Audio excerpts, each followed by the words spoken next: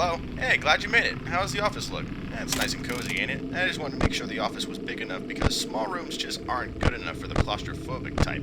Listen, thanks for offering to be the night guard this week. I was honestly thinking of hiring one of our secretaries to take the job, but I guess that'll have to wait another week. Anyway, just to get you started, I'll be here to guide you on the different procedures and precautions you should be aware of while on your shift. Now, I know you're probably already familiar with this kind of equipment, but it's always safe to know the full details, right? Right.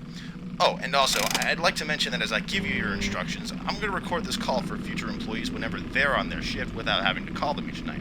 And this will be the only night I do this. I'll be sure to add more to the tape once I hang up and leave you be. Just know that while I talk, I'll only repeat the details once, so pay attention, alright? Hello, and welcome to your new career as the Night Watch security guard here at Freddy Fazbear's Pizza. This pre-recorded message will provide you with instructions and procedures to make it through each night. Because this is a taped segment, I will only repeat the instructions I have given to you once, so please pay close attention as there are many possible hazardous outcomes that may occur. Since this is your first night, I'll bring you up to speed on the full details regarding what happens during the night. As we've explained during your interview, the animatronics are known to move around the building during the night and will try to get after the night guards like yourself. So let's start with the basic measures of your office, as they are beneficial to your safety. To your left and right, there are blast doors to prevent any of the animatronics from getting inside. Also to your right is a light to show if something is outside, primarily Freddy out of the original 4.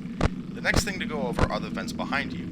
Some of the animatronics might try to use this as an alternate route should the office doors be closed. For this issue, there are sealed doors in the vents that can be closed remotely from your monitor, preventing them from calling into the office. Now, before you even think about keeping any of those things closed, it should be mentioned that power is something that we are very strict on. So, to prevent the building from losing a lot of power, the usage of the blast doors and vent doors have to be restricted, meaning you can only close 2 doors at a time.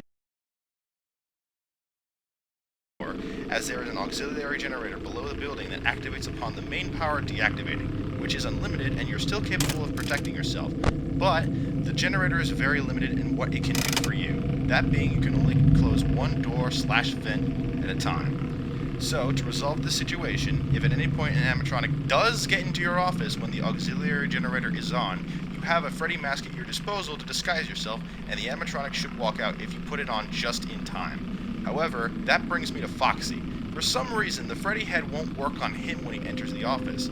Not to mention when the auxiliary generator is on and you leave the door open, he'll try to run down the hallway, so act quickly with the door.